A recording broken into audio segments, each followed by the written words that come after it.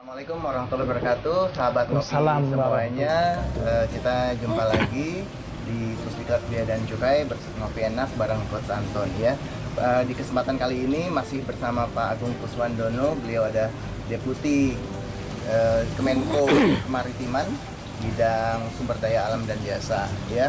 Nah, tahun lalu ada kebijakan bersama ini antara Kementerian Keuangan, Kementerian Koordinasi Kemaritiman dan Kementerian Luar Negeri terkait kapal pesiar ya Pak ya. Bisa diceritakan Pak asal-usulnya kenapa kok ada isu itu mencuat Pak? Jadi gini, Indonesia ini adalah negara kepulauan terbesar di dunia dengan 17.500 pulau lebih yang disatukan oleh laut. 76% teritori kita ini lautan. Dan keindahan wilayahnya luar biasa, terkenal di seluruh dunia. Sebetulnya sejak dulu namanya Yah itu sudah berseliweran di Indonesia. Nah, cuma masalahnya adalah ternyata Yah ini untuk bisa masuk ke Indonesia itu perizinannya sangat sulit. Karena dulu pendekatannya adalah pendekatan ini keamanan. Jadi kalau dia mau masuk Indonesia itu izinnya sampai sebulan lebih gitu. Dan berbagai macam instansi. Ya, instansinya ada ke TNI dulu, kemudian ke pelabuhan macam-macam. Di Kemenko Kemaritiman kita melihat bahwa salah satu potensi besar pariwisata Indonesia itu adalah pariwisata bahari, khususnya Yah ini. Kemudian kita berkumpul, khususnya Kemenko Kemaritiman, kemudian Menteri Pariwisata dan Kementerian Keuangan, khususnya Bea Cukai. Kita lihat sebetulnya masalahnya di mana. Dan kita temukan masalahnya di administrasi tadi. Jadi mereka belum masuk aja udah enek. Karena aturannya jelimet sampai bulanan gitu kan. Sementara negara-negara lain aturannya sederhana. Gampang-gampang aja. Gampang-gampang aja. Akhirnya bahkan sebetulnya sebelum saya pindah ke Kemenko Kemaritiman, waktu saya masih direktur teknis, masalah ini sudah saya angkat. Jadi bagaimana kita memperbaiki administrasi masuknya Yah ke Indonesia. Tapi waktu itu tentangannya masih tinggi. Jadi kita masih berdebat rame. Nah, setelah saya di Kemenko, saya ulangi lagi. Kali ini kita berdiskusi dengan dorongan dari pimpinan. Karena dari Pak Menteri, Koordinator Bidang Kemaritiman, dari Presiden sudah memerintahkan bahwa pariwisata khususnya bahari ini harus didorong. Akhirnya kita berdiskusi dan muncullah perbaikan-perbaikan itu. Salah satu perbaikan yang dilakukan adalah dulu ada administrasi yang namanya KAIT. Nah, KAIT itu dokumen yang harus ditandatangani atau diisi oleh Yahters dan diserahkan kepada TNI atau BIN. Kemudian dinilai segala macam gitu kan. Terus saya sampaikan kepada mereka ini kan wisatawan.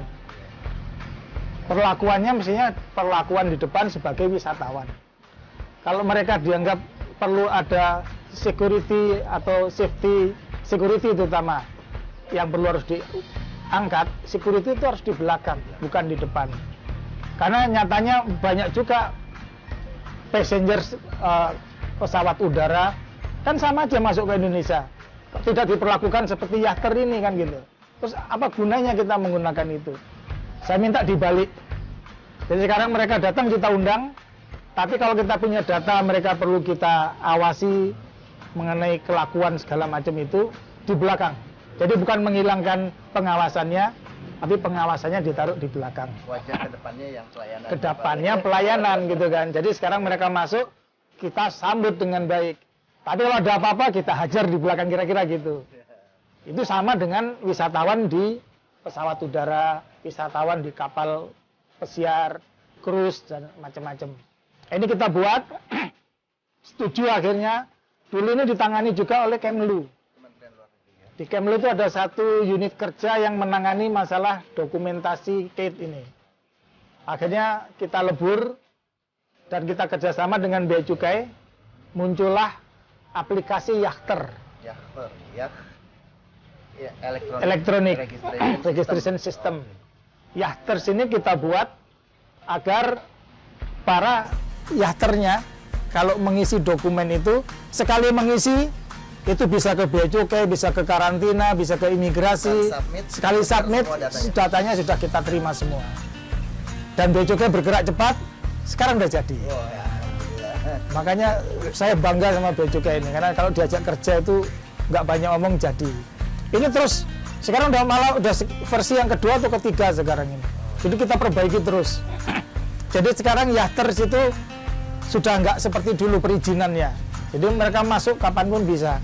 Nah, setelah yachter ini jadi, mereka bisa masuk dengan baik. Entry point-nya kita perbaiki.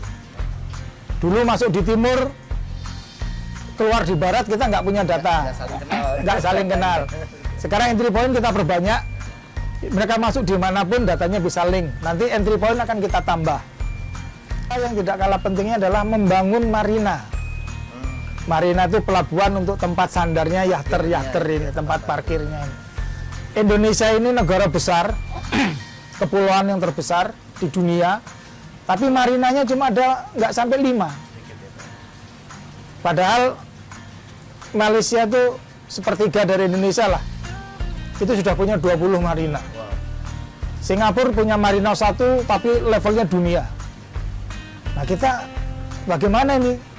Akhirnya sekarang kita upayakan, kita kontak para Pemda yang punya daerah wisata yang bagus untuk kita kenalkan dengan investor untuk membangun marina ini. Jadi ke depan kita ingin industri pariwisata bahari ini berkembang. Marina ini kalau bisa kita tangani dengan baik, itu PAD masyarakat di daerah itu, PAD Pemda itu akan tinggi sekali. Karena parkirnya itu saja hitungannya dolar itu. Nah, kalau masuk ke PAD kan masyarakat daerah bisa menikmati, nanti kulinernya bisa berkembang, homestay bisa berkembang, kesenian budaya, souvenir, itu mengembangkannya harus secara ekonomi rakyat secara totalitas harus kita kerjakan bersama. Itu prinsipnya. Luar biasa ya. Monggo Pak. Ya, thank you. Nah, itu ya para sahabat ngopi semua, dari pemerintahan daerah barangkali bisa ambil peluang ini untuk membangun marina-marina, meningkatkan potensi wisata di daerahnya masing-masing. Dan para sahabat ngopi yang ada di luar negeri, silahkan kalau mau wisata bahari nggak usah ragu-ragu, pakai aplikasi Yachter. Ya, Anda bisa dengan mudah ya menyampaikan submit perizinannya, nggak susah seperti dulu lagi Ya. gitu ya Pak ya. Pokoknya masuk Indonesia kita bikin gampang, tapi pengawasannya tetap tinggi. Jangan coba-coba macam-macam. Jangan macam-macam Indonesia.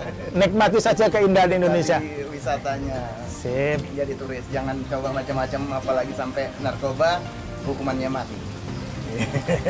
Tak hajar habis kalau narkoba itu. Baik, ini terima kasih banyak. Oke, makasih banyak. Sampai ketemu lagi. Waktunya, ya. Sukses selalu ya. Ya, baik. Terima kasih Pak. Thank you.